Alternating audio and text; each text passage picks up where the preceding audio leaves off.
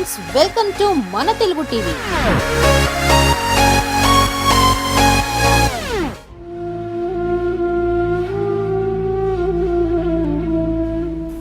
Graham Hancock under world last civilisations. ఈరోజు మనం చెప్పుకోబోయేది కృష్ణుని ద్వారక గురించి. మేనమామ అయిన కంసుని చంపి మధురను రాజ్యపాలన చేస్తున్నాడు. అయితే కంసుడి భార్యలైన ఆస్తి, ప్రాప్తి జరాసంధుడి కూతుళ్ళు. అందువల్ల తన కూతుళ్లకు వైదవ్యం కలుగజేశాడనే పగతో కృష్ణుని జయించాలి అనుకున్నాడు జరాసంధుడు. ఇందుకోసం మధుర మీద 17 సార్లు దండయాత్ర చేశాడు. అయితే ఇన్నిసార్లు కృష్ణుడు జరాసంధుడిని ఓడించాడు తప్ప చంపలేదు. ఎందుకంటే ఓడిన ప్రతిసారి మరికొంతమంది రాక్షసులను కూడగట్టుకుని వచ్చేవాడు జరాసంధుడు. దీనితో రాక్షస సంహారం కొరకు ఇన్నిసార్లు జరాసంధుడిని విడిచిపెట్టాడు. ఇక 17వసారి కూడా జరాసంధుడు యుద్ధానికి రావడంతో ఈ యుద్ధాల వల్ల మధురకు నష్టం కలుగుతోందని కృష్ణుడు దేవతల శిల్పి అయిన విశ్వకర్మను పిలిచి తనకు ఒక అత్యుత్తమమైన నగరం నిర్మించమని అడిగాడు. ఇక్కడే ఒక ముఖ్యమైన విషయం మనం చెప్పుకోవాలి. శ్రీకృష్ణుడు మహాభారతంలో గాంధారికి తన కొడుకులు చనిపోవడానికి కృష్ణుడే కారణమని, కృష్ణుడి యాదవ కులం ద్వారక నశించిపోవాలి అని శాపం ఇస్తుంది. అయితే పతివ్రత కావడం చేత ఆవిడ శాపాన్ని శ్రీకృష్ణుడు స్వీకరించి తన తదనంతరం ద్వారకకు జరగబోయే విధ్వంసాన్ని గురించి అర్జునుడి చేత ద్వారకను, అందులోని యాదవులను ఖాళీ చేయిస్తాడు.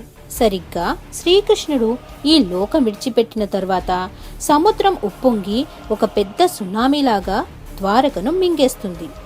ఇదంతా పురాణ గాథ అనుకుంటాం, కానీ దీని తర్వాత ద్వారకకు ఏమైందో ఇప్పుడు చూద్దాం.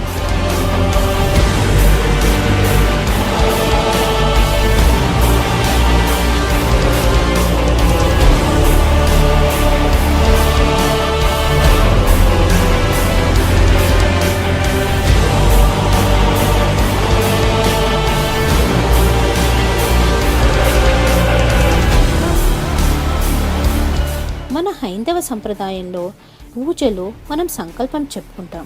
ఏమని? చతుస్సాగర పర్యంతం అని. అంటే మన దేశానికి 4 వైపులా సముద్రం ఉండాలి.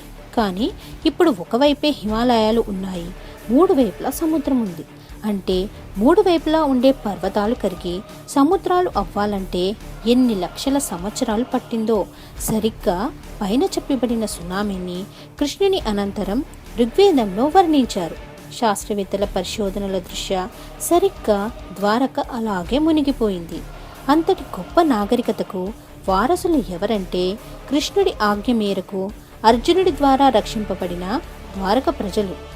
అంతటి పెను ప్రళయం నుంచి బయటపడ్డ వారు వలసలు వెళ్ళిపోయి భారతదేశంలో అనేక చోట్ల స్థిరపడి ఉండవచ్చు. డాక్టర్ గ్రాహం హ్యాంకాక్ ఒక బ్రిటిష్ జర్నలిస్ట్. ఈయన 1990ల నాటి నుంచి ప్రపంచవ్యాప్తంగా సముద్రంలో మునిగిన అతి ప్రాచీన నగరాల కోసం పరిశోధన చేస్తుండగా మన దేశంలోని మహాబలిపురం వద్ద, మనం చెప్పుకుంటున్న ద్వారక వద్ద సముద్రంలో 70 అడుగుల లోతున గోడలతో కూడిన 2 నగరాలు ఇంచుమించు ఒక మాన్హాటన్ సిటీ అంత విస్తీర్ణంలో ఉన్నాయని కనిపెట్టారు. ఇక అక్కడ సేకరించిన వస్తువులను కార్బన్ డేటింగ్ చేయగా అవి 9500 ఏళ్ల నాటివని తేలింది. అంటే ఇప్పటిదాకా ఆర్కియాలజిస్టుల బయటపెట్టిన పురాతన నగరాల కంటే 5000 సంవత్సరాల పూర్వాన్ని. అంతేకాదు, హ్యాంకాక్ అది 12000 ఏళ్ల క్రితం భారతదేశ భూభాగంలో ఉండేదని, ఆ పైన మునిగిపోయిందని డర్హం యూనివర్సిటీలోని శాస్త్రవేత్తల ద్వారా కనుగొన్నాడు. అంటే దీనిని బట్టి మొహెంజదారో హరప్ప కంటే కూడా పురాతనమైన ఒక నాగరికత మన దేశ సముద్ర తీరాల్లో వర్ధిల్లిందని డాక్టర్ గ్రాహం హ్యాంకాక్ చేసిన ఈ పరిశోధనలో మనం చూడవచ్చు.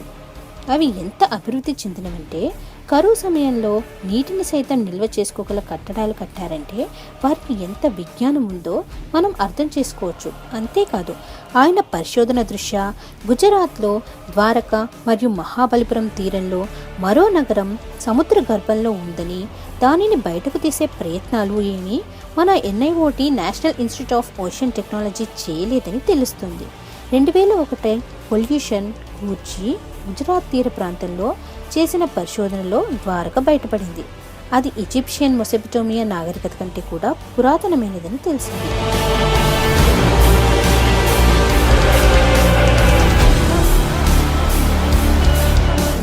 ఈ నగరం యొక్క మరిన్ని కట్టడాలను బయటకు తెచ్చే ప్రయత్నం ఏది మన భారత ప్రభుత్వం చేయలేదు.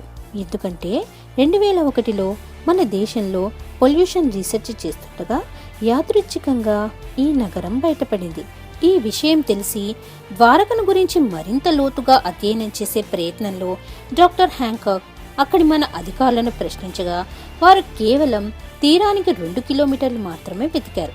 అంతేకాదు, మీరు తీరానికి కనీసం 10 కిలోమీటర్ల లోపల వెళ్లి చూసారా అన్న ప్రశ్నకు మన వాళ్ళు లేదనే సమాధానం ఇచ్చారు. అంతేకాదు, మరింత ముందుకు వెళ్లి పరిశోధించాలి అనే హ్యాంకాక్ విన్నపాన్ని కూడా భారత నేవీ ఒప్పుకోలేదు.